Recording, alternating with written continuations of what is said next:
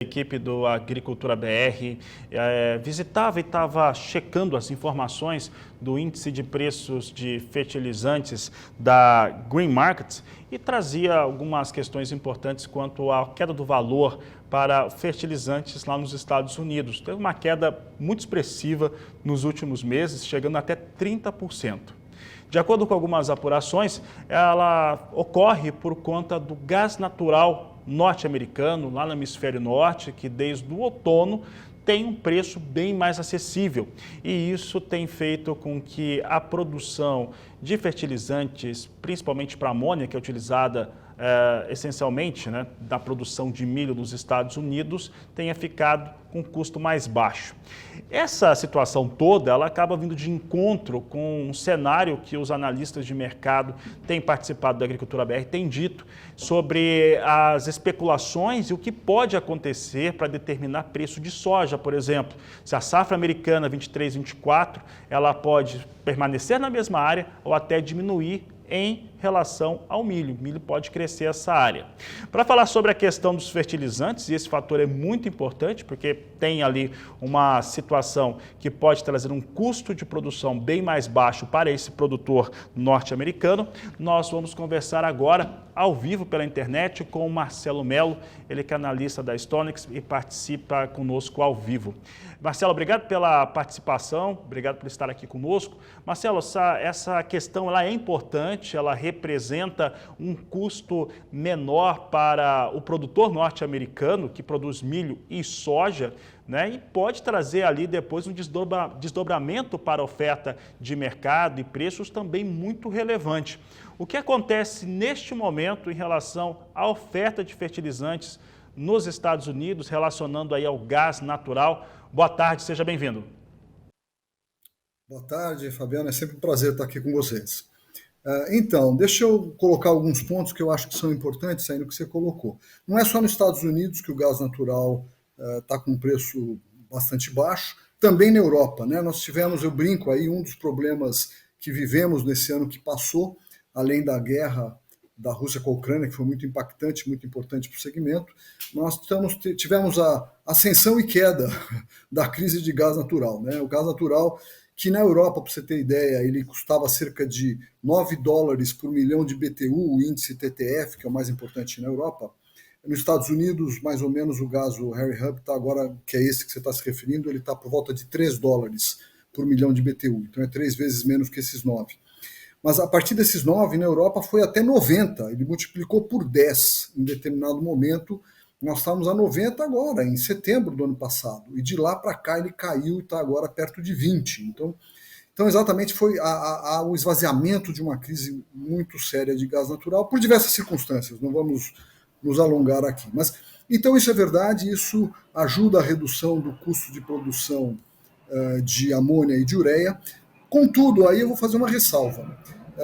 Principalmente todos os fertilizantes, mas principalmente os nitrogenados, cuja produção é muito pulverizada, tá?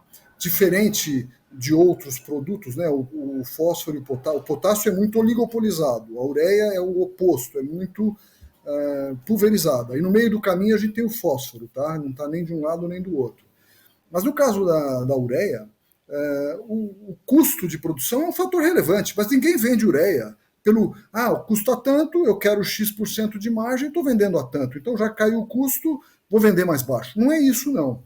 É procura e oferta. Tá?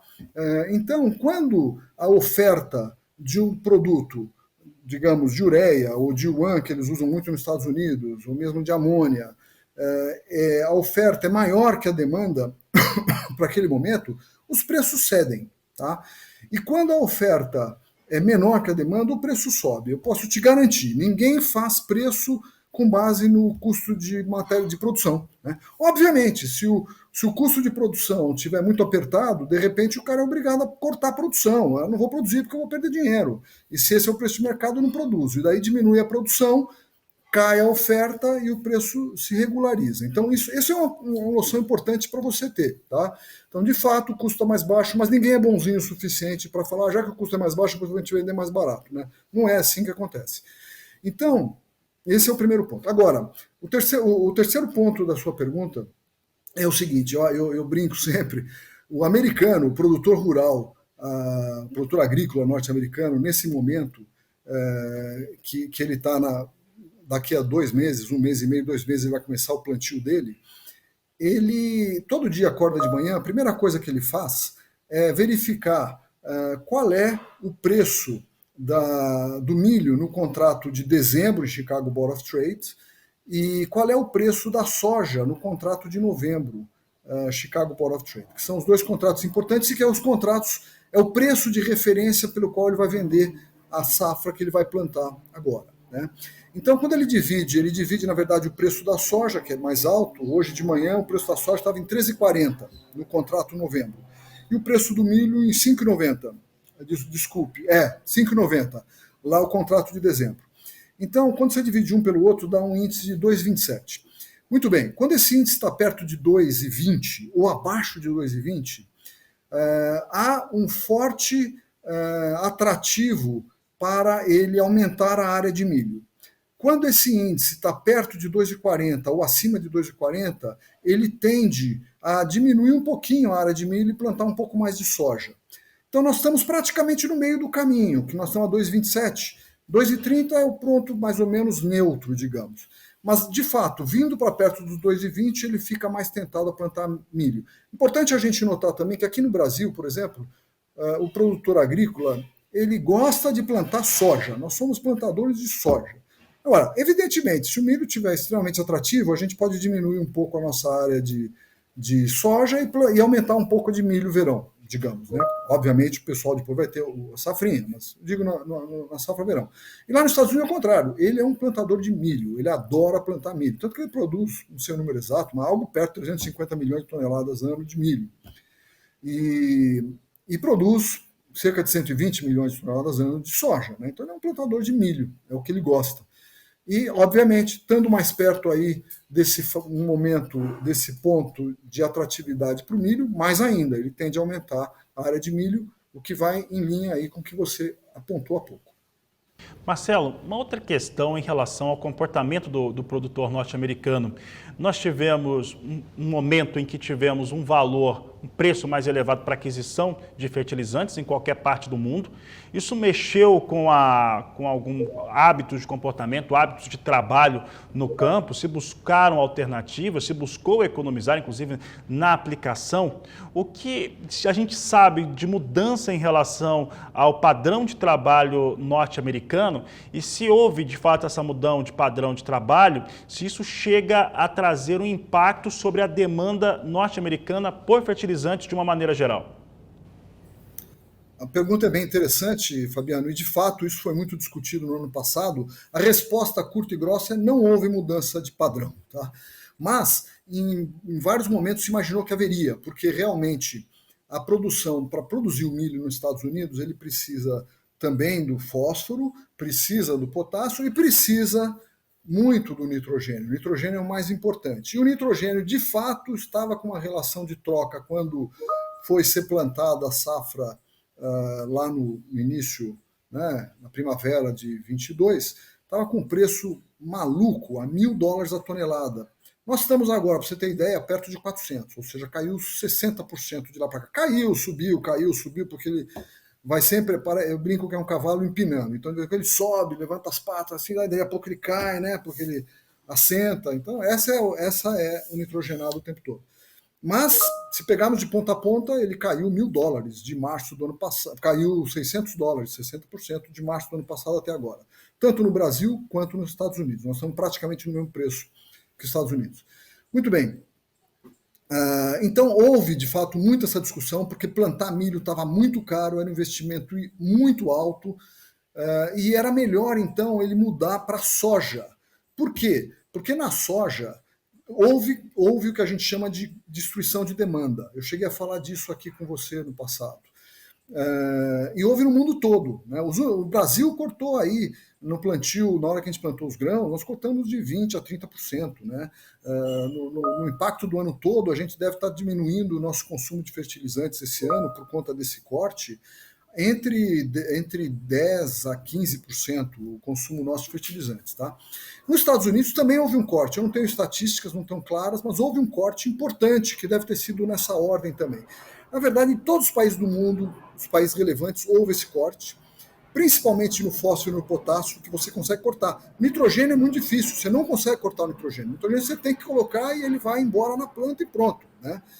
Ele não fica no piso, não fica no solo, mas o MAP e o potássio, eles ficam no solo. Você faz um banco de reserva lá, então um ano que você aplique menos, não prejudica. Como não prejudicou, nós vamos ter uma safra monstruosa, recorde absoluto de soja, né? Perto de 150 a 155 milhões de toneladas. Apesar de termos aplicado de 20% a 30% a menos. Né? Então, não houve nenhum prejuízo para a produtividade. Nos Estados Unidos ocorreu semelhante. Então, voltando ao ponto, quer dizer, havia essa expectativa de que eles iam cortar, porque nitrogênio eles não podiam cortar. Você não pode produzir milho cortando nitrogênio. Mas ele podia migrar de milho, falei nitrogênio, desculpa, não pode produzir, né, cortando nitrogênio, produzir milho. Então, eles podiam migrar de milho para soja, e daí não tinham que aplicar nitrogênio, portanto, já melhorava muito o problema, e podiam cortar fósforo e potássio, como de fato cortaram. Mas não houve essa migração, era muito natural, todo mundo estava apostando muito nisso, ela não ocorreu. De novo, talvez porque o americano seja um plantador nato de milho, ele quer plantar milho, ele gosta de plantar milho. O fato é que não ocorreu essa mudança naquele momento e ponto. Essa é a situação. Marcelo, e já que estamos aqui, estamos falando de fertilizantes, eu quero perguntar para você qual que é a tendência para o ano de 2023 em relação à oferta e também em relação a como é que deve ficar os preços praticados no Brasil, Estados Unidos também, mas principalmente para o produtor brasileiro. A tendência é de recuo frente aos valores que chegamos a ver por volta do mês de março, abril do último ano? Sim, atender. Nós, graças a Deus, não vamos ver mais aquela situação, né? Então, nós estamos, depois de 2, 3 anos de inúmeros precalços e problemas e crise atrás de crise se sobrepondo, crise geopolítica, guerra, crise de gás natural, ascensão e queda, como eu brinquei há pouco. Então, depois de inúmeros precalços no mundo todo, nós estamos numa situação confortável. Não há nenhum risco de desabastecimento e a situação é muito tranquila. Tá? Aí o que acontece? De fato, nós estamos no que eu costumo chamar de um canal de queda. Né? Então, o que acontece? Os preços, quando você olha no gráfico, você vai ver que as tendências, o preço deste ano, 2023, tenderá a ser bastante mais baixo que a média de preço que tivemos em 22. Isso não quer dizer que toda semana o preço vai cair. Um canal de queda não significa isso. Dentro de um canal de queda vai haver momentos que os preços vão subir. Eu acho que é o que vai ocorrer. A ureia está assustando. A ureia está caindo desde setembro.